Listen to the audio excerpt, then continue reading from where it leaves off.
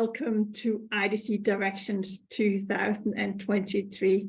Here this afternoon we cover the Benelux, and my name is Charlotte Poulsen and I'm VP here in the region, and I'm your host for today, so I'll take you through the content that we prepared for you, because of course you all see that it's turbulent times. We say the storms of disruptions because we see so many factors influencing the marketplace these days that we would like to share with you a little bit on what we see and where you should be aware. And stay tuned for the next hour and a half or so that we have prepared some content for you. But please also push your questions in the Q&A function so that we continue the dialogue and that we guide you where you have your biggest concerns. The agenda for today is that we have Andreas talking about the storms over Europe and give you the broader picture of what we see. Then we have Jan Horsager, who will look a bit more into the Benelux numbers that we have researched for the last half a year, so that you can see how the market changes. And then finally we have Chris Bernard, who will focus on the telecom and infrastructure aspects of the market. And then we have good time for the Q&A and for your questions. Questions come into the Q&A. We're recording today and we will share the slides so you have time afterwards also to see what we have said once again.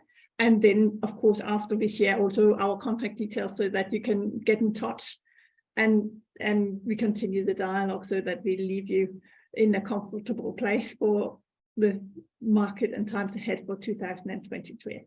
But let's get started. I will pass the mouse over to Andrea to take us through the storms of the disruption. So, hi, Andrea. Hey, Charlotte, thank you very much. And hello, everybody. Welcome also on my part to this IDC direction for the Benelux. So very happy to be here today, joined also with a great team of colleagues from mine. And so let's jump into it. So my role here is really to try to set the scene in terms of what's happening, in terms of the overall market, in particular in the Benelux region, and explain a bit better what we mean with this storm of disruption and why we call it that way. So let me start actually, let's take a step back and give a look at where we are coming from. Because actually in the last 3 years, we have learned a lot, for sure. We have learned how it's important to keep working on employee health status, how it's important also to consider a new type of hybrid remote working scenario. But also, certainly across all industry, we have seen a strong digital maturity acceleration. So the pandemic has been a catalyst for this digital maturity push. For sure, we also realize how fragile we are in terms of our business resilience, and also how much work there is to be done still to make it even stronger and better in terms of and ready for the next storm and waves. So that's where we are coming. So what happened to the IT space last year? So here we are trying, so without going into the specific technology, trying to provide the broader picture for you to understand what happened actually. So as you see on the left, it was still a positive, very positive here. Actually, it was a record here for the market in the Benelux. You're going to see that later in the historical terms as well. Positive here for in terms of ICT growth spending.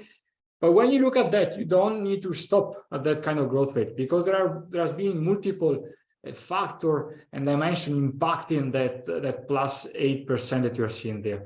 Because so on one side, for sure, it's clear that there is still a strong digital demand. You see that 93% of Benelux organizations that are planning to maintain or increase actually their IT budget for next year. But at the same time, also that number is affected by, for sure, by inflation. So technology prices increase. So working with our tech teams, we have seen how there are some markets like software services where their kind of inflation in prices increase was limited to that around that 5% increase. Other, like on the infrastructure side, you can server storage, but also looking at other type of devices market, we saw more double-digit kind of technology prices increase. And then also, so that's kind of growth that you see there is really in terms of constant exchange rate, which correspond to the local currency. So really what we see on street. But actually, we need to be careful with that, because if you would consider the current view, looking at the stronger dollar, actually that plus 8% growth will go into negative territory. So it's always more important to keep an eye also on what kind of exchange rate view we are looking at. And finally, there were also this kind of strong product mix we are seeing last year in particular, especially on the devices side, and still we expect some strong change in terms of product mix of key products in the coming year. So this is some way the overall picture of really to describe better, which is not just a positive growth, but there are actual multiple factors leading to that plus 8% that you see there. And then actually when we look here of all the external forces impact the world. So we are really familiar with this kind of COVID impact curve. So from the pandemic hit to this kind of industry set, and then finally to the recovery that we have seen on the right. But actually quite quickly, we understood how actually that curve was not stopping there, because it was going on across multiple waves. And then we also get familiar with many other external forces impacting the business and digital world, some of them with some kind of swinging effect in terms of business growth impact. Look at supply chain constraint going up and down, or skill shortage as well. Other with definitely a negative kind of impact, thinking about the war. And other with even with a sort of unclear and not known yet full destiny. If you look, for example, at the energy shortage, so now energy supply in Europe is still under control, but there is a big question mark on what will happen next year in terms of the winter, this year, winter 2023. So you see that actually all the reality is that all these forces impact organization, Benelux organization at the same time. They are not temporary, in the sense that there were many of those that maybe we were expecting to be discussing about for a couple of weeks, months, and now it's more than 2 years that we see them on the radar. And then they really affect all business units in what we call this fracturing effect, and they influence each other. So think about the war influence the kind of energy shortage potential scenario, for example, just to give an example. So it's really the interference of all these external forces that create what we call, and you saw in the title of today's meeting, this kind of storm of disruption.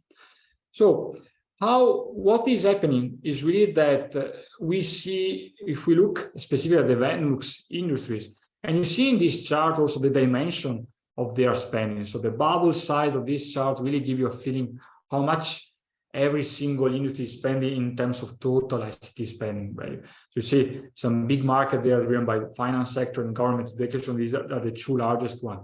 But then in that kind of vertical axis, up and down, you can have a feeling of how these industries are impacted, exposed or not, or less to this kind of external forces. So all industries are exposed, but there are some that are really on the front row in terms of impact from these external forces. Think, for example, to retail and wholesale or manufacturing, and other industries that are by nature quite more resilient to the storm. So if you think, for example, a telco media and private telco, Chris will tell you more about that later in the space. So you see, it's different exposure. And then there is another kind of indicator here that we decided to put, because we thought it was important to put that in the right context, which is that kind of industry digital maturity, how much each industry is digital mature. And why that? Because we realize that the more an industry, the more a company within the same industry is digitally mature, the more it's ready and set up for really face the next wave, basically, and the next storm of disruption. So it's really important to connect the digital maturity to this storm of disruption exposure. And which is also something, again, it's not just an industry story, but it's very a company specific story, even within the same industries. So that's really a kind of picture of where we are now. But what will happen?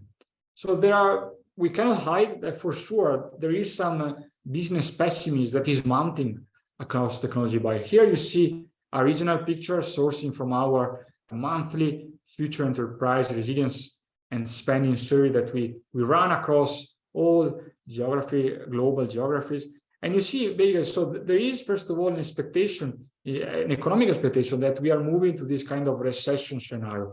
So recession, remember, from a technical perspective, it means 2 quarters in a row of GDP into negative territory, GDP growth into negative territory. Of course, you can still have a recession even if the overall GDP of the year remain positive or slightly positive.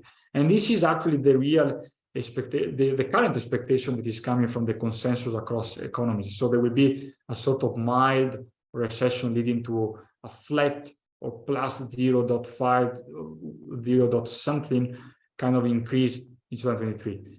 You see, it's interesting to compare also with the other region where actually we hear from you, from the respondent of our survey, how there is this business pessimism, which is even higher in the European region. And we think that that's also related to the fact that if you look at some of those window changes that are really strongly blowing, in particular in Europe, think about the war, think about also the energy kind of scenario.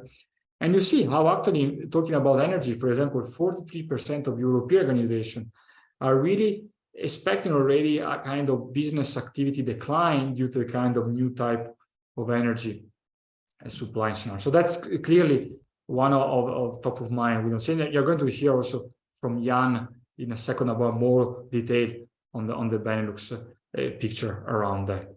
Basically, and this is, so on one side we have this kind of, this is the economic scenario. You see that also here represented in terms of that red line, which is represent the Benelux GDP. So you see that kind of mild flat recession that I was alluding to, that plus 0.5 increase. But what's happening to it? You see, actually we are coming really from, in particular for the Benelux region, we are coming from a record kind of growth scenario. A record in a long-term historical scenario, if you look at in the last 15 years and more, that's really a record. And you see, it was for the full Europe in 2021. Interesting to see how in the Benelux region, but we saw also, for example, in the Nordics, similar trajectory, that kind of strong growth went up also last year. Now, what will happen next year? We are really expecting that we are moving more toward this kind of average growth scenario. So still remaining on positive territory, pushed in particular by software and cloud investment, dragged down a bit by the devices market, but still remaining a quite a positive market scenario.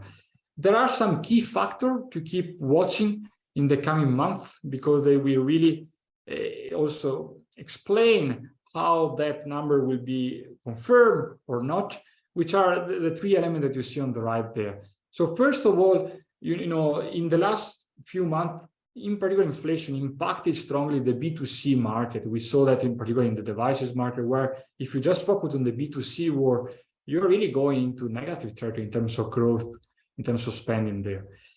B2B has been not affected yet, as we saw in the B2C market. So there is a big question mark on how, if that kind of negative and the downside scenario that you are seeing the B2C war will impact also merely the B2B war. And then exchange rate, of course, this is something we cannot predict. Neither the economy is difficult to predict what will happen to exchange rate, but still, this is something important to keep an eye on, and always remember to check what are the kind of growth rate and value that you are looking at, being you in the technology space, even not outside the technology world. So comparing, it is always important to remember what we see on street, what is the real growth versus maybe any kind of exchange rate impact in the number that you're seeing.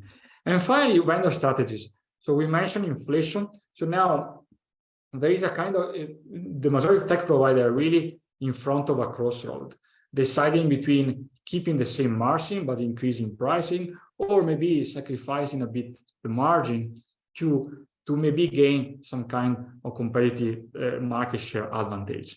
So that these are the kind of key factors that we recommend you also to keep watching. We are going to keep watching on those, but these are going really to determine how the market will evolve this year. What we mentioned inflation, and so let me spend a few words around that, because it has a key role, of course, among all those windows of change that we are looking. So first of all, as you see on the right, this is not the impact of inflation is not just on the infrastructure, hardware market, but also the other technology sector are exposed to this exceptional inflation scenario we are living. Of course, inflation is not the first time it happens. So a high inflation scenario, it happened also in the past. But this is the first time this is happening in what we call this as a services war, where cloud is taking almost the majority of organization digital spending, and where it's playing a key role. And that's also why it's important. Organization, as part of their cost management, we will need to focus in particular on cloud spending. Jan will mention that more clearly in a second. And so as a service, contract negotiation will play a key role, but also there will be this focus on having a better cloud cost management and also running this optimization initiative, what we call FinOps. So that will be under the spotlight. And then finally, as we mentioned, so we are not seeing clear budget cut yet, but for sure, what we expect is that there is going to be a reprioritization of the digital project out there. Some will be kept, even accelerated, other will be maybe paused or delayed. What will determine that kind of reprioritization is really this kind of what we call business value lens. How much a specific project is going to impact the business value, business KPI, the more that project is expected to be kept and to be even accelerated with more investment. And finally, you see, these are some way the kind of short tactical action that organizations are taking in front of this exceptional inflation scenario. But there are some more longer term questions and that organization need to approach in terms of how to improve and to reduce the operating cost. Think about the automation role there, but also what is how you can go together in terms of controlling and trying to reduce the cost of the labor force. So these are more kind of longer term questions that organizations are looking at, and where they need also your support for all tech providers on the line today. But let me just expand a bit better what we mean with this technology project reprioritization. So, and we took here an example from the manufacturing sector. And so you see on the left some example of manufacturing digital use cases that normally there is a high chance that if you go in a manufacturing industry, these are some of the use cases that are considering connected products, cybersecurity for operational technology, order to cash process, ERP transformation, and for example, augmented field services maintenance. And so you see that red line, this is the kind of reputation that some will be kept, and why those will be kept. Because actually they are the one that are leading concretely to operational KPI, to revenue kind of increase and managing, and the other will be probably delayed or even paused for a second. Why? Because they need more time to be implemented, to be adopted, to be agreed across the full C-suite. But also some of those specific use cases are more kind of on the experimental side, and so they need further steps to be adopted and implemented. So more a longer term kind of mid-term, longer term impact. And so for the moment, not in all, but in the majority organization will be paused for the moment. So that's the kind of big technology reprioritization we are seeing. So what basically organization can do really at the end of the story to tame this storm of disruption? So there is the minimum that organization can do is really to work on enabling and having a stronger resilience, which means working on risk mitigation, working on cost, efficiency, financial discipline, but also enforcing this trust feeling within the company and outside. So that's really the minimum they can do. But that won't be enough to grow in the coming month. And so together, in parallel with resilience activity, and you see some example of use cases there on the right, they will need also require to push on the acceleration button, which means work on better business value and time to market, work on new type of digital product and even services, even the public sector, for example, and even thinking in terms of new type of digital business model for them. And again, we put some digital use cases to give you a reference that we cherry picked from our IDC digital business spending guide, where we track all those use cases and we size the market opportunity there. The alternative, if not working on acceleration resilience, is a sort of inexorable decline, which is the red line that you see there.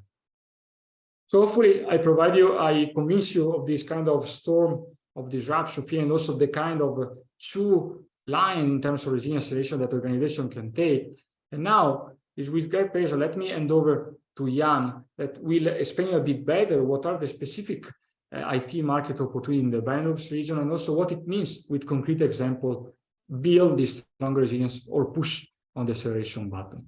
To you, Jan. Well, thank you very much, Andrea, and thank you for your presentation here today.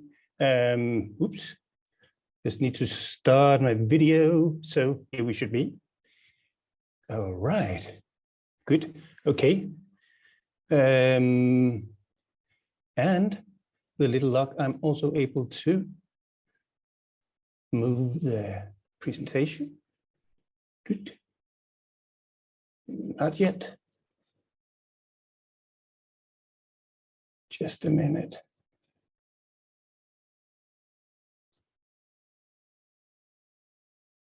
So, okay, now we're moving. And I think I have my video on as well. So we should be able to move on from here. Sorry about that. Okay, so we're going to talk about market growth, and we're going to talk about customer priorities.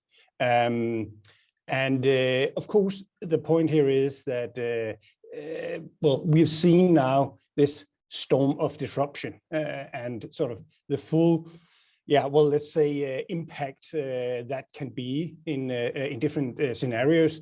And I'm going to dive just a bit deeper into some of the sort of what we see as the customer priorities, and also how we forecast the markets in the Benelux. So let's start by moving into something that you, of course, might have heard before, because this is about the digital first approach. This is about what's happening when we are talking about customers right now. And the main thing here is that we are, of course, still talking about that digital first approach, where we're talking about organization actually being in a sort of mode where it's about being talking about digital, talking about data, talking about it as part of business development as we move forward.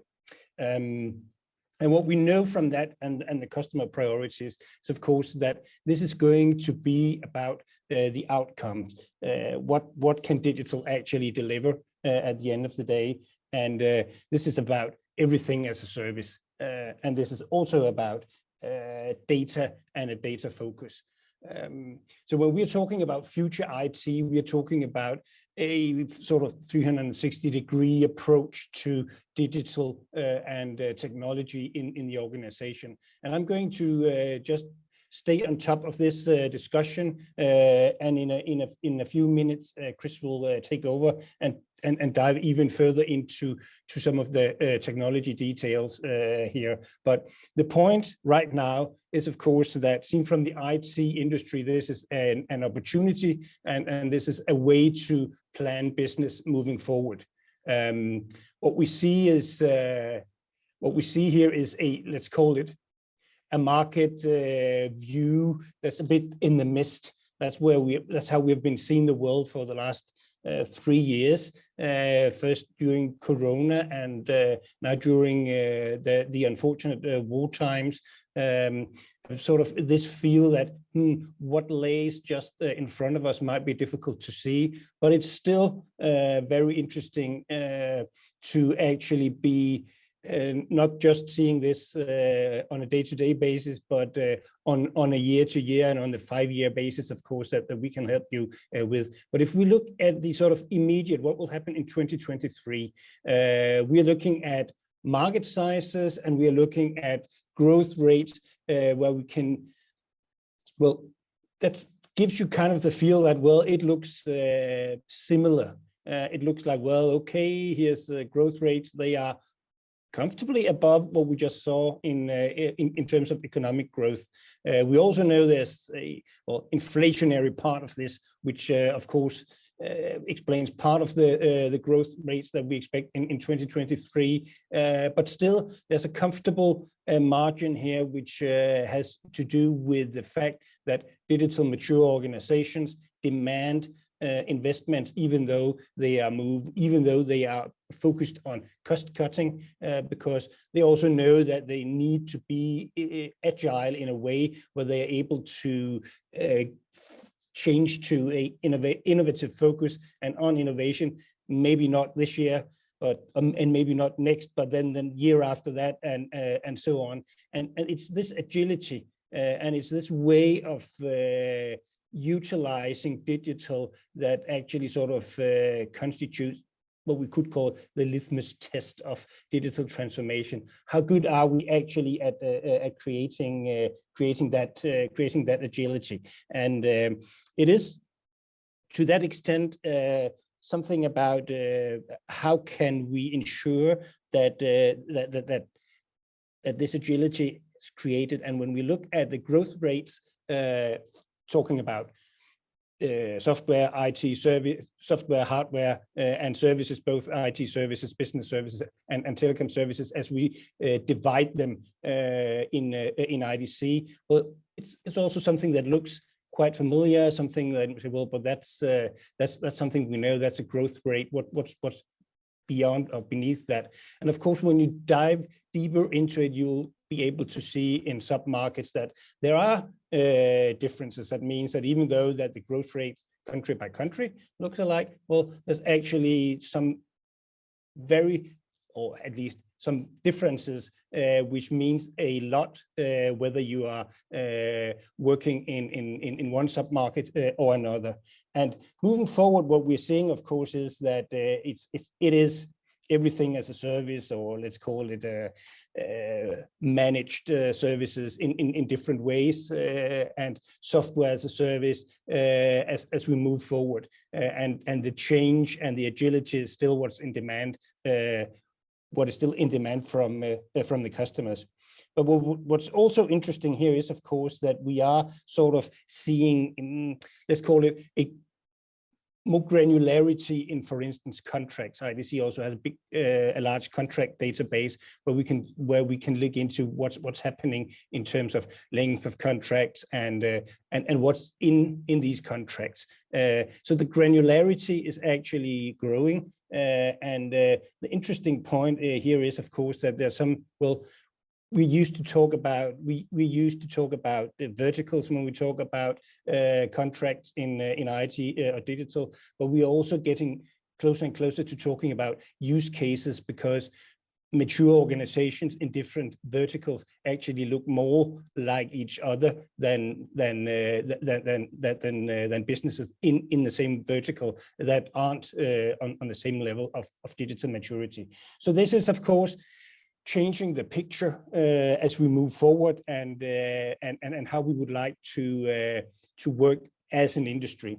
And the business outcome part of this is, of course, very important. So even though the industries country by country doesn't change that much, the maturity level does, and what's happening in the countries also determines what will happen in the coming years. And when we're talking about Northern Europe, when we're talking about Benelux, and to that extent the Nordics as well, we're talking, for instance, about a new focus on the North Sea, the whole energy discussion, which is utilization of big infrastructure projects, which will also demand a lot of digital investments. And it's not only the sort of the infrastructure projects, but also the ripple effects of this that will drive new projects and new, let's call it optimism in many of these areas. So there's a huge dependency on these changes that lies beneath these numbers. And as we move forward, that of course is going to change the industry as we know it. So we've been talking about transformation of the IT industry for years now. We've been talking about how partnering, how competition and so on is actually necessary to go on. But to be frank, we are still in markets where mergers and acquisitions, divestments as well, or divesting as well, are actually driving most of the transformation. But as we move into sort of these next phases of digital transformation, we will see this change, and we will see it because the drivers change, meaning that the business outcome from your clients will be what's really in focus, and what we're going to see is a much more network-like organization or organizing of businesses. So this is well, we could say that the IT industry basically wrote the book on partnering, taking it from sales until well, innovation, co-creation, and so on. And now we're taking this to the next level and actually more or less opening this for new generation of partnering. One good example is some of the cases, some of the things happening around containerization, utilizing Kubernetes, for instance, as a factor that sort of drives new ways of transformation and new ways of collaborating. Consortiums, partnerships has actually been created in that environment. And if we look at our definition at IDC of ecosystems, well, what we see is opening for many different partners, also outside the industry that you're working in. And this, of course, applies to all industries, your clients as well as yourself in the IT industry. And our global Future of Industry ecosystem survey this year, or in 2022, actually stressed that 42, almost half CEOs answered that they have virtual joint ventures in place. So this is already happening. And this is also happening, of course, in the IT industry. This is just to prepare you for what I'm going to say now, because the next step here, and this is not today and it's not tomorrow, and it might not even be very soon, but in 28, IDC predicts or expects that consortium-based, so what we call decentralized autonomous organizations, will define the standard for new complex ecosystem ventures. And by decentralized autonomous organizations, we are talking about token-enabled, self-organizing communities that are based on distributed ledgers and run on decentralized protocol and so on. So this is really looking into the future, but it's an important glance into the future, because this is the direction we're moving in. And when I started out saying that we are moving quite slowly when we're talking about transformation of the industry, the next sort of natural question is, but what do we need to get there? And again, this is a discussion that also goes for most organizations, IT industry or not IT industry, but it is about how to work with a computational approach in leadership. It is to realize that digital maturity enables organization to focus on digital sovereignty, and part of sort of becoming, well, digital becomes that integrated business, but it also requires that you are building an organization and a leadership that can definitely handle that, and that's just as much about working with data and being able to handle data and utilize the value of data in the leadership, making it just a natural part of leadership, as money and financing a business case, allocating people to a business case. How does data fill into this, and how then is that actually a digital part of this business case? Exactly what digital first and asking the question about digital solutions is about. And to get there, you need to work sort of well, let's call it even more even more focused on computational thinking, not in the sense that everybody in your organization should be data scientists, but need to understand it. And this, again, it goes for leadership in all kinds of organizations, also in the IT industry. Maybe even more important when we're talking about our own industry is about the facilitation part, the design thinking part, the ability to actually change the way that we approach the market, that we approach the partnership, the partnering and the co-opetition in the sense that this can change the way we do business and integrate new partners in our ecosystem. And going there means smart partnering. And it means the ability or capabilities to actually advise your clients in terms of not being consultants, not all of you at least, but being able to know how you can bridge or work together with clients on utilizing the capabilities in your solutions products, and even take new partners into that. And then stay, of course, purpose focused, because that's where you get the knowledge about the outcome that your clients need at the end of the day.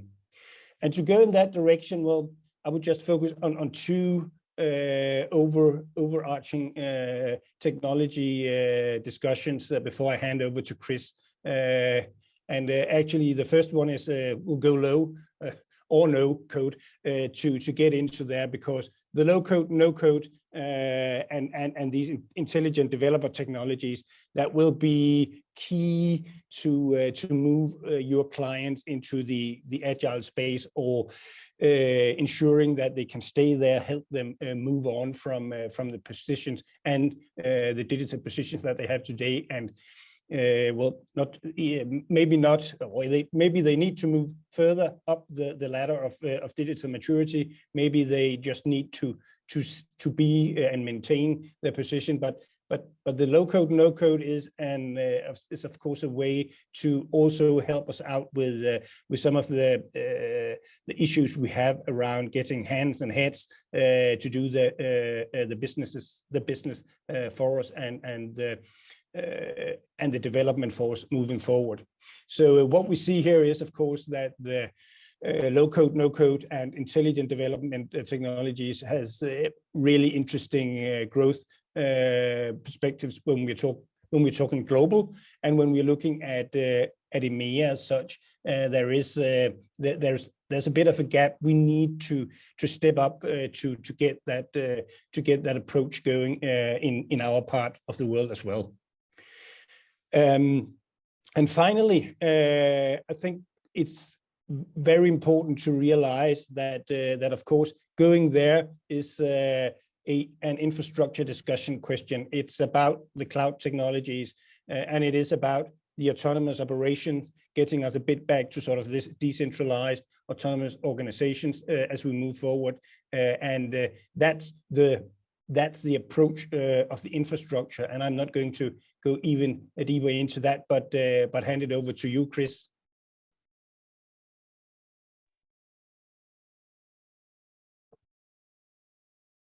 Excellent. So thank you very much for that, Jan. I think you should be able to hear and see me, but Jan, if you can just confirm that, please. Yes, I should be. I can see you, and if you just request the control. Yeah, absolutely. Yep. Great. Then you should be able to move the slides. Excellent. Good. So good day, everyone. Just a quick intro on my side. So Chris Barnard. I head up IDC European Telecoms and Infrastructure Research. I'm based in the Netherlands. In fact, IDC has around probably 35 to 40 colleagues in the Netherlands. We're just outside of Schiphol Airport at Schiphol Rake. And that office includes both your traditional IDC analysts looking at areas like hardware, software, etc. Maybe some of you will know colleagues like Jan-Hein Bakkers, Melissa Freemeyer, etc. And also our Neometry acquisition, which is very much focused on IT benchmarking. So great to be with you. Looking at the list of attendees, I see a fair mix of the Netherlands and Belgium. I see a former colleague joining us as well, so really happy to be with you. And in this session, I'll try and keep it very short and focused, basically looking at key trends in communication and infrastructure in 2023. So looking at the key trends there, and if I can just get a little bit of help from Charlotte to move to the next slide, please. There we go. So what I'll do is basically three things. I'll share with you what are the key priorities that we see in the European market and in the Benelux, both from C-level executives as well as IT professionals. We'll then look at what the impact is on the network and infrastructure developments, and we will wrap up with a couple of actionable advice points. So the first slide, the current slide on the screen, shows the results of one of our surveys that we do every year. And this survey is aimed at the C-level decision makers across the region. So on a regular basis, we speak to 300 C-level executives. This is part of IDC's wider investment in terms of surveys. We speak to hundreds of thousands of decision makers, some of them C-level, others technology decision makers. And we ask them in terms of business priorities, you know, what's your top headache? What's your top priority? And as you can see from this slide, it's all around customer experience, customer satisfaction and customer experience. They also called out a couple of other things. Some of them are related: operational efficiency, enhancing productivity, and then obviously also, especially in the wake of COVID, improving business resilience. If we go to the next slide, we'll then see what their technology priorities are. And again, interestingly enough, business and technology priorities both called out customer-focused digital experiences. You know, that customer experience, if you will, coming out on top. Second, in terms of technology priorities, security. Again, that's always close or fairly close to the top anyway. And again, no surprise in this new era of the digital organization, connected 7/24. Another key one that came out on the tech side was skills and resources. Clearly within the Benelux, like across Europe, we find ourselves in a situation where we simply don't have enough skilled people. And organizations are looking at various ways around that, either through training programs and or getting external service providers to help them. So if we shift to the next slide, and we then look at what technology decision makers, so not the C-level, but one or two levels down, you know, what is top of mind for them, both in terms of investment, as well as network and communication challenges. We see a couple of things that are either getting reinforced and maybe a little bit of additional context. So in terms of technology investment priorities, right at the top 35%, no surprise, cloud. You know, it's been driving the IT agenda since around 2015, and clearly it's still very much top of the agenda, followed by security and secure remote networking specifically, and then lower down the list, new and exciting areas, think of data analytics, AI, as well as some very interesting developments around collaboration and communication, as that whole market is shifting to the cloud again. In terms of network and communication challenges, again, cybersecurity, it's shaping, it has shaped and it will continue to shape the overall communications and infrastructure discussion out there. Followed by modernizing and automating IT. That obviously applies to the applications, but it also applies to the network. How can I take people out of the process for cost reasons, but especially for efficiency reasons? How can I automate my communications and networking? And at the same time, incorporate new technologies. Think of the rise of SD-WAN, think of cloud managed networking, unified comms as a service, a whole range of things coming towards the organization, and clearly some exciting offers by the vendors out there, but also enterprises beginning to shift their focus in terms of their priorities. So if we go to the next slide, this means that organizations are looking at the network of the future, because clearly the old traditional network that was very much focused on taking data from an end user at an office or in a campus pulling that back into the cloud or into the data center is no longer the most efficient and effective in a world where everything is connected to everything, a world shaped by IoT, a world shaped by people like myself today, working from home, I think as a lot of people on this call are. And we believe that the future enterprise, which is beginning to take shape, needs a future network. And to us, there are a couple of very key considerations as part of that future network. So number one, it has to be application-centric. It has to know which applications are being used and what's being done within that application to ensure the right end user experience. Remember that CEO priority that we shared earlier for each application by delivering better agility, manageability, scalability, cost effectiveness, and sustainability in a highly secure manner. So obviously security going around that, but just calling out one or two additional points there. So sustainability. You know, for those of you that have been around the industry for a while, we had the whole green IT effort back in the mid 2000s, around about 2005, 2007. I think that the financial crisis that followed that put some brakes on that momentum. But clearly today, sustainability is much more broad-ranging than just what's the power consumption of an individual device. It's an end-to-end and boardroom level concern. So sustainability clearly very much part of the overall network discussion.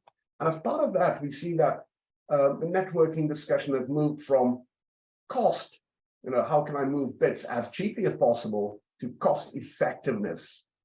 At the same time, the new network has to be able to scale in a much more dynamic way, enabling organizations to open up branches, close down branches, serve the remote worker, etc. And it demands new and efficient ways of managing that network, quite often leveraging AI and non-people-based activities to enable that agile network. And we see that playing out across a whole range of things, whether it's virtualization, AI, whether it's new ways of monitoring, but also in terms of the link between cloud and the network. So if we go to the next slide, what we want to do there is basically just call out the fact that there are multiple ways that we interact with, that networks interact with the cloud today. In this world that is becoming increasingly cloud-centric, the network is serving the needs of these cloud-first organizations. For example, if we look at the top right-hand side, from the cloud, so in other words, cloud-managed networking, which started out in the wireless space, wireless LAN space, think of Cisco, Meraki, and others. Now, how do you use the cloud to basically change once and then impact a whole range of devices across the organization? But it also includes other types of cloud-related networking. Think of cloud connectivity, basically to the cloud, but also within the cloud. So how can an organization leverage the backbone of the large hyperscalers out there, AWS with their cloud WAN, Microsoft with Azure WAN, etc., and use those networks instead of the traditional internet or telco networks? And obviously, networking between the clouds as we move to this multi-cloud world. How do you connect the clouds to each other? And certainly, we've seen historically some propositions around that. Think of BT with its cloud of clouds marketing in that area. So if we go to the next slide, and we then shift gears slightly away from the network to this new hybrid work model, and what that means for the network and for communication. And clearly, I think for all of us as knowledge workers, one of the biggest upshots in terms of COVID has been the fact that people moved from the office to the home, and quite in many instances, this branch of one, a single individual working at home, but actually demanding and requiring the same set of security, collaboration tools, but also management, at that home user location. So certainly a lot of challenges for the organization. We called out security earlier, and you'll see that on the right-hand side of the slide. But also IT support for remote workers, a different model, compared to the old one, where you often just ended up walking to the IT desk, but also things like connectivity and technology consistency between your remote workers and the on-site employees. So a whole range of challenges, and ultimately a massive challenge to organizations to make sure that regardless of where you're based, you have access to the same set of tools, and you have access, and you can access those tools in exactly the same seamless manner.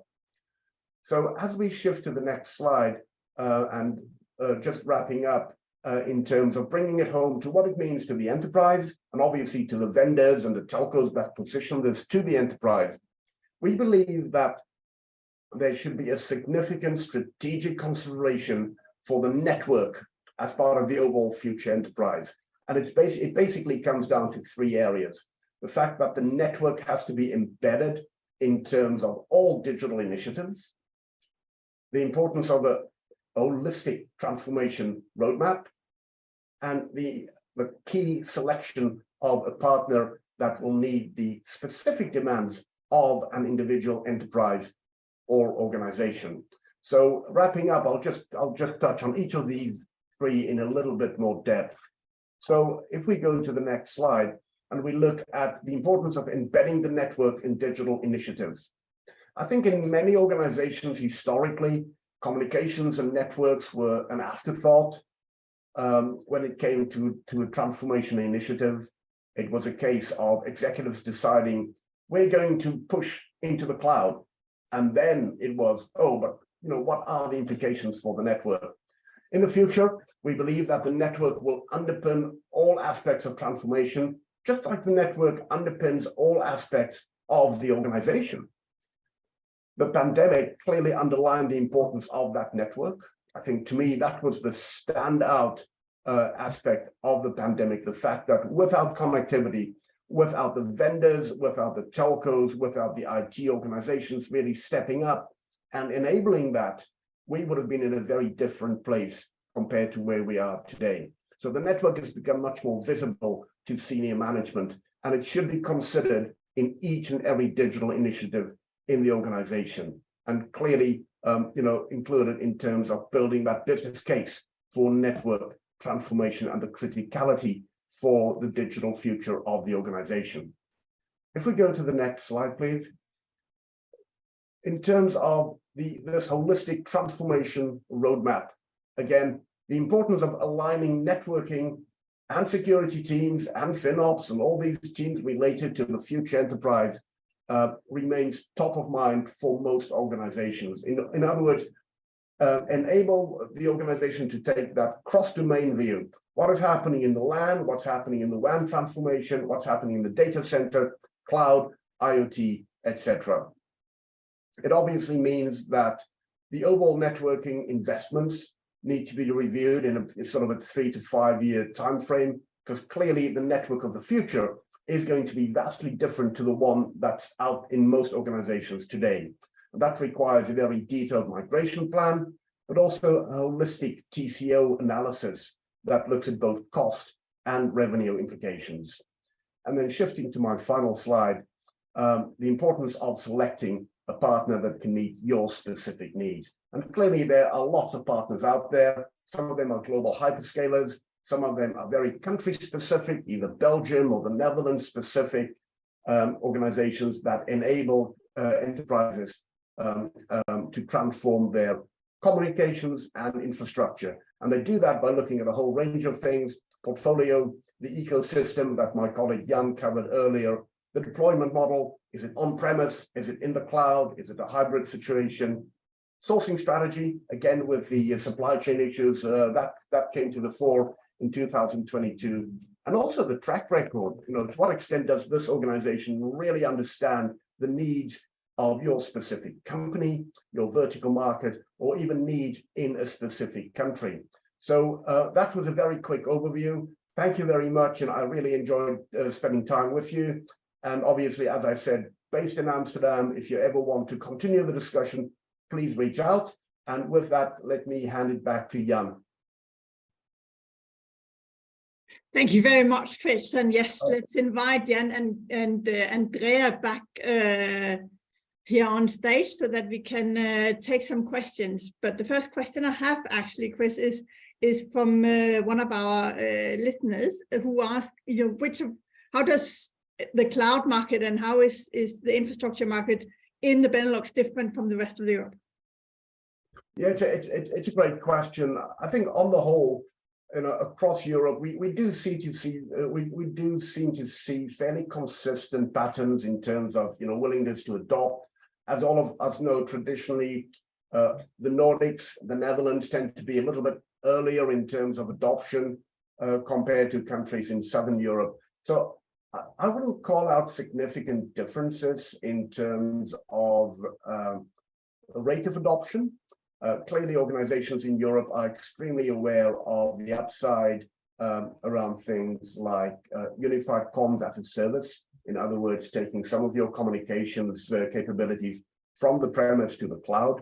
The same applies to things like SD-WAN. So again, reinventing your wide area network. On the cloud side, I think they're again fairly in line with the whole of Europe. It's always this push and pull between embracing the cloud versus keeping things on the premise. Again, from my point of view, no major standouts, I would say, for both Belgium or the Netherlands. Excellent, thanks. I might push that question to you as well, Jan, because you've looked at the local numbers within. How does Benelux stand out from rest of Europe, from your perspective?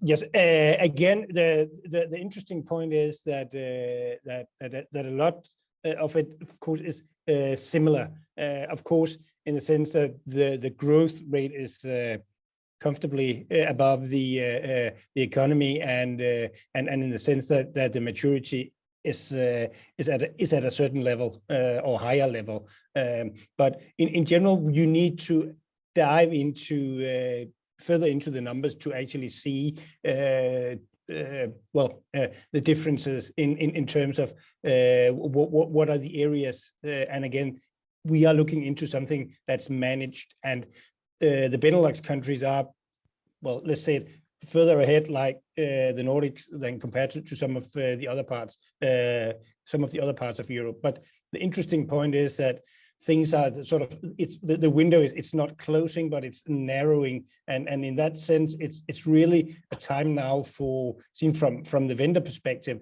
to actually set the pace for the next discussions. And I think it's very interesting that Chris have tapped into the network discussion and how the whole connectivity discussion will actually be, at least as from my point of view, probably one of the differentiators when it comes to the next couple of years in the vendor community.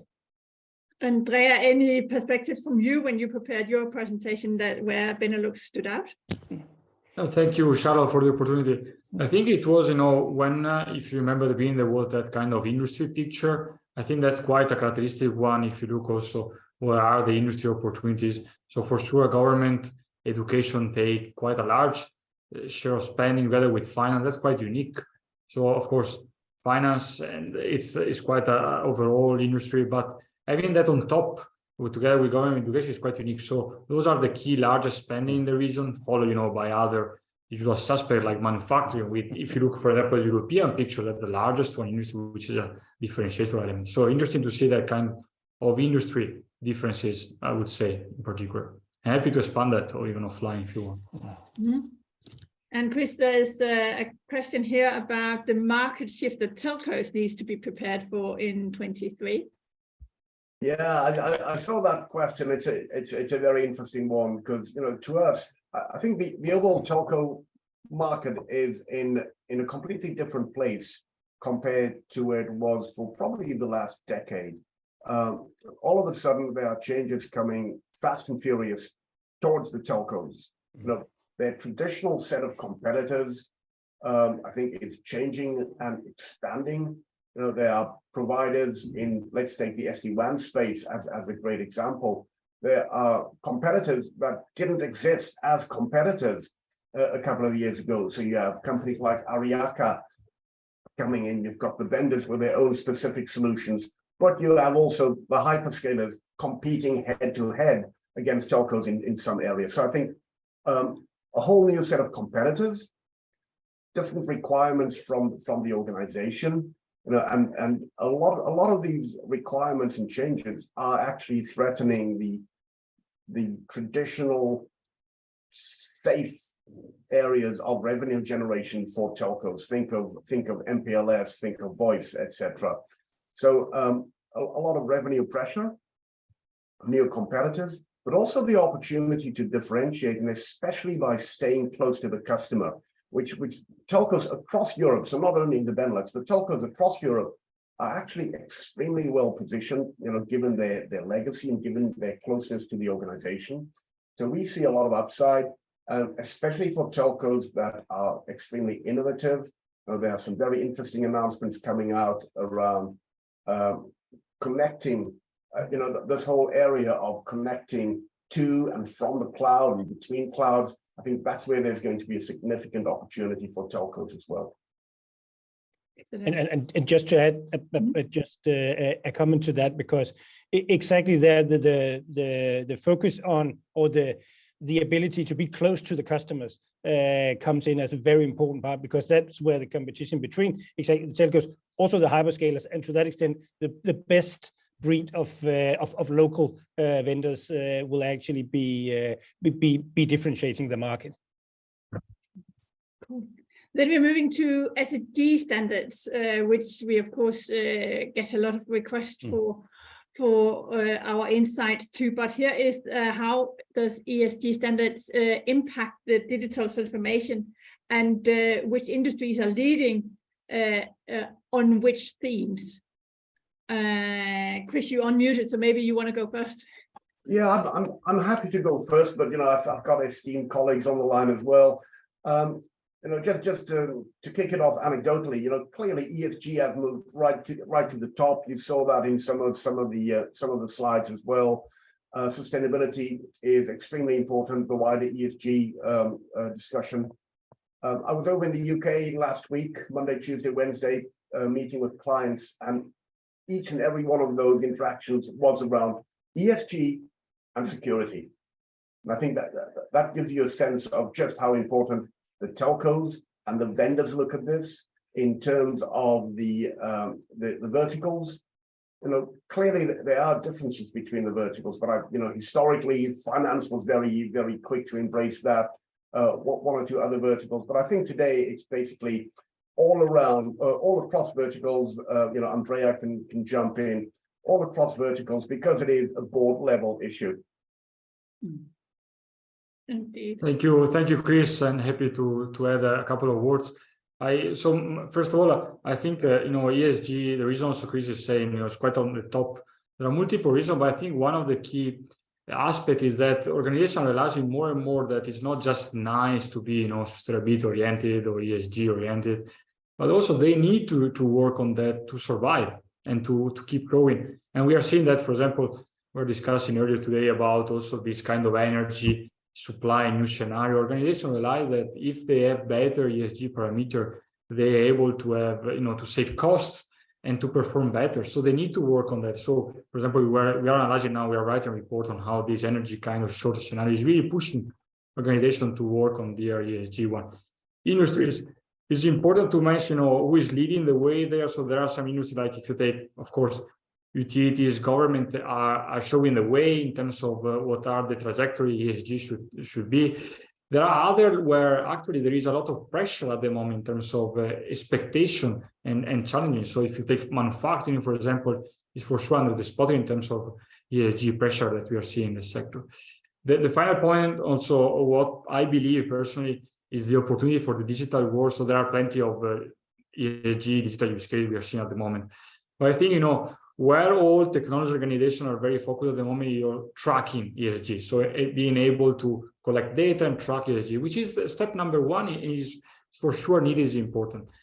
But the real game changer, and that will be the opportunity, and that will be a differentiator for the technology provider that will be able to get there, is when we know that kind of ESG tracking, how we can make it better, how we can go to the source of the ESG problem and solve it. That will be the real game changer, I think, in terms of the opportunity for digital player working on that space. Excellent, thanks. Then we have a question of how we see an increase in IT spend versus total spend with companies that adopt to a digital first strategy, and any guidance on numbers. That's quite a specific question. So I'm sure the other, but I don't remember the number by heart, but I don't see the name of the person that posed the question. I'm happy to follow up with Charlotte if you want to know the detail. For sure, I think, so first of all, I would like to say, so if you remember that IT versus GDP chart, we are seeing that the kind of penetration of IT spending on the total spending of a company is going up. And why that? In the last 3 years, because actually organizations realized that digital has been, actually during also the pandemic, one of the few weapons that many organizations had to stay alive and to react and to adapt to the new kind of scenario. So that kind of share is going up now. I remember the specific name. It changed by industry, of course. I also want to say that that's one key parameter explaining that kind of digital first maturity scenario, but it's not the only one, of course. So there are also other kind of indicators like the specific use cases that organization invest in, the ecosystem approach that Jan was mentioning, the type of technology infrastructure backbone level that they have. So different parameters that really represent what is digital maturity. It's not just about the spending. Of course, spending play a key role there. Cool. Then before we end here, I just wanted to ask you to give your best advice to the vendors who sit and listen to you. What is their first priorities for 23? Andrea, do you want to go first? Thank you very much, Charlotte. I very briefly, so in a row, I would say, the focus for me this year will be around cost management, financial discipline, for sure, the automation aspect. Also, we are talking a lot in these days about generative AI, for example, but also there will be a focus on this business value lens impact. So how much you're able to prove this business value impact, the more you will be successful. And on the right side, on the successful side of that reprioritization we've been discussing. Yeah. Yes, well, what I would say is actually ensure to help your clients on, first of all, the clients being able to create the business outcome they want from their digital investments. And secondly, that they have a data focus that can almost future-proof their digital investments. This is all about being able to listen to and partnering with the clients on both products, but also understanding their needs. Excellent. Thank you. And Chris, any advice from your end? The importance of networking and communications in ensuring customer experience. Excellent. Thank you. And thank you, Andrea and Jan and Chris, for being with us today. And thank you to all our listeners for joining us. It's been a pleasure. And you have Jan and Andrea and Chris's contact details here, but of course you can always reply on an email from me, and I'll make sure that I guide you in the right direction for help, because we are here to help you to make a successful 2023. Thank you for joining, and see you out there. Excellent. Thank you. Thank you. Bye-bye.